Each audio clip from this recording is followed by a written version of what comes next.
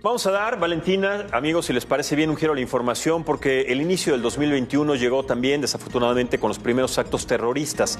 Diversos ataques y atentados han marcado la agenda global. Para conocer más detalles y las implicaciones, las aristas internacionales que tienen estos acontecimientos, agradecemos, como siempre, que nos tome la llamada al maestro Agustín Berea. Él es especialista en temas de Medio Oriente. Maestro, muy buenos días y muchas gracias por tomar esta comunicación. ¿Qué tal? Buenos días, Max, Valentina. Muchas gracias por la invitación. Al contrario, muchas gracias, maestro. Bueno, sabemos que concretamente en el continente africano se van a llevar elecciones importantísimas este año. Sabemos también que, lo platicábamos Valentín y yo, África es un continente paramilitar, es un continente pobre también, pero que ha generado una discordia general en la mayoría de los gobiernos y que además ahora las implicaciones en actos terroristas pues no tienen precedente. No se habían manifestado de alguna manera en la anterioridad pues actos como estos. ¿Qué implica para la agenda internacional que existan este tipo de actos tan temprano en este 2021 y además también en una carrera de elecciones que van a enfrentar diferentes países? Sí, la agenda, sobre todo en África, va a estar bastante ocupada este año. En efecto, hay varias elecciones y también tenemos varias elecciones que todavía, digamos, sus efectos los venimos arrastrando de 2020. Está el caso, por supuesto, de el golpe de Estado en Mali, la transición electoral en Níger y, por supuesto, lo que parece ser unas guerras civiles que se están desarrollando en Etiopía y en la República Central Africana.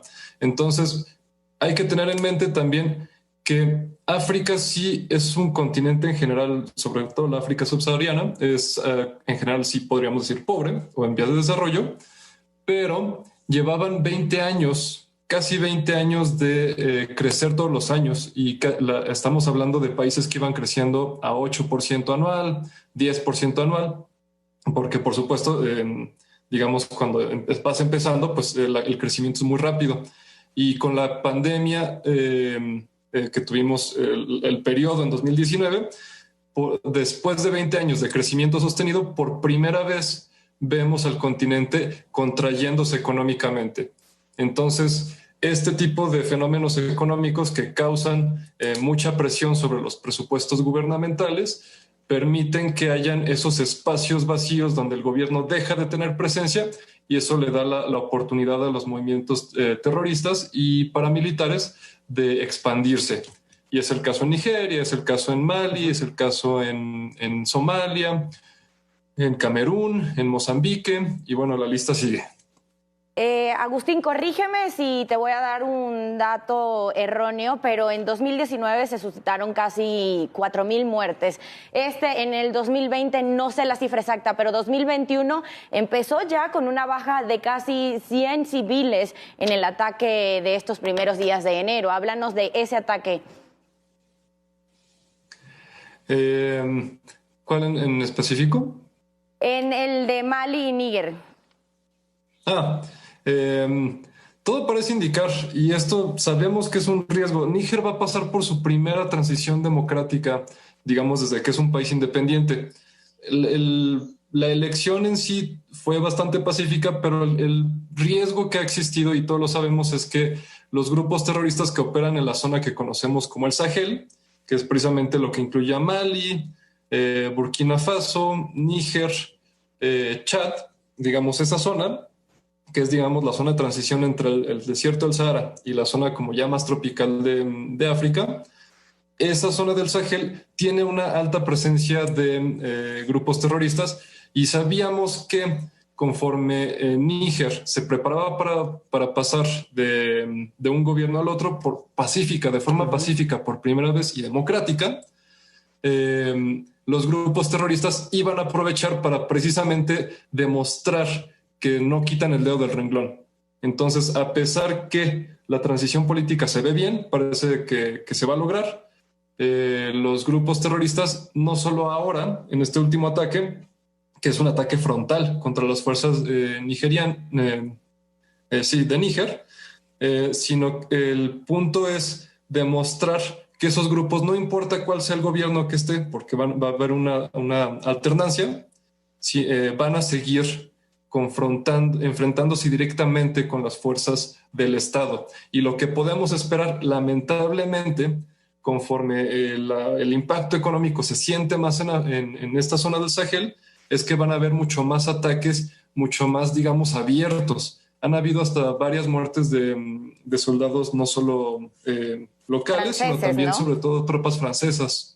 Claro. Maestro Agustín, a ver, concretamente en este tema que me parece muy importante, podemos entonces determinar que no hay un proceso democrático, no hubo un proceso democrático, no hay una democracia en Níger concretamente, porque más allá de la transición de un gobierno a otro, quienes establecen las reglas del juego, quienes establecen la jerarquía de un gobierno son los grupos extremistas, los grupos terroristas que cuando no son favorecidos, en este caso por un proceso electoral y por los resultados preliminares, cometen este acto o este tipo de actos terroristas. Quiere decir que entonces un país está dominado por los establecimientos y por las políticas y por, digamos, las formas de ver su gobierno de estos grupos terroristas. ¿Qué podemos esperar entonces a partir de los procesos democráticos, no solamente de Níger, sino de los demás, en los que estará en juego también pues, un puesto político importante este año?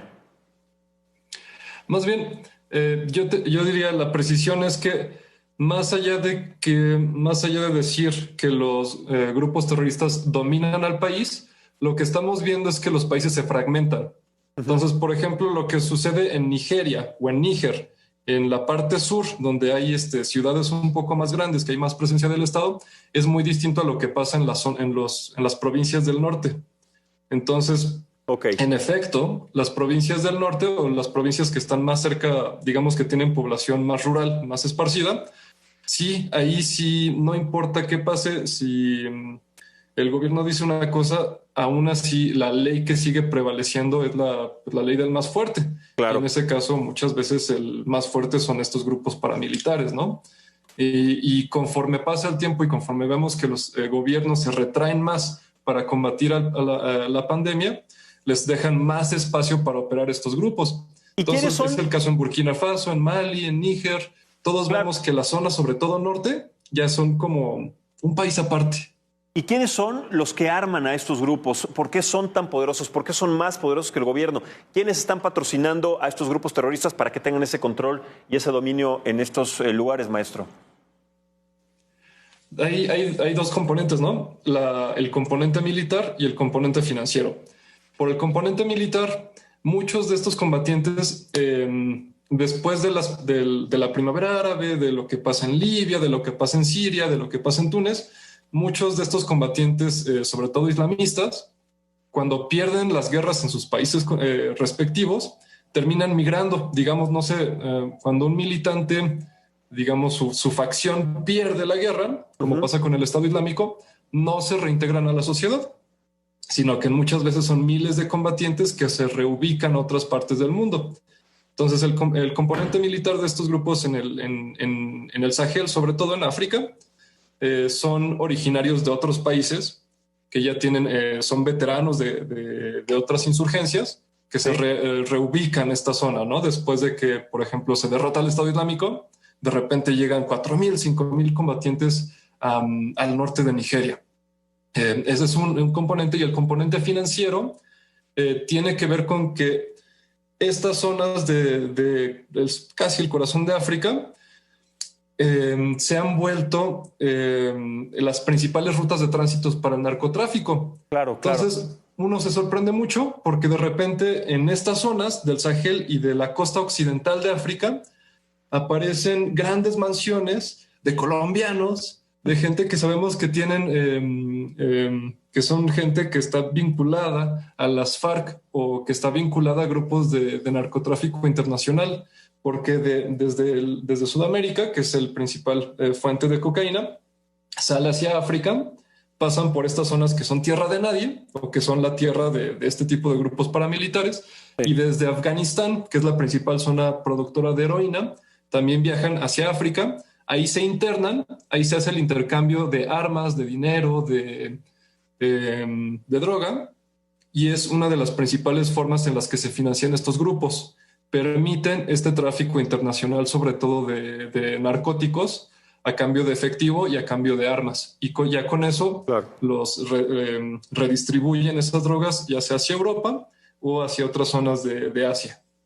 Pues más claro que eso imposible, sí. Sabemos que entonces el narcotráfico sigue poblando de estos materiales, de esta materia, de la materia prima, del armamento y del dinero a estos grupos extremistas terroristas. Maestro, muchísimas gracias, maestro Agustín Barea, por darnos claridad sobre estos aspectos internacionales que también tienen connotaciones indispensables para el desarrollo de nuestro planeta. Muchas gracias. Gracias, Agustín, por acompañarnos. No, con mucho gusto y pues seguiremos pendientes, que seguro todo indica que 2021 va a estar muy ocupado y va a ser un gran reto para el continente africano. Lamentablemente creemos que así va a ser. Definitivamente, así es. En la geopolítica eso no se va a detener. Muchas gracias, maestro.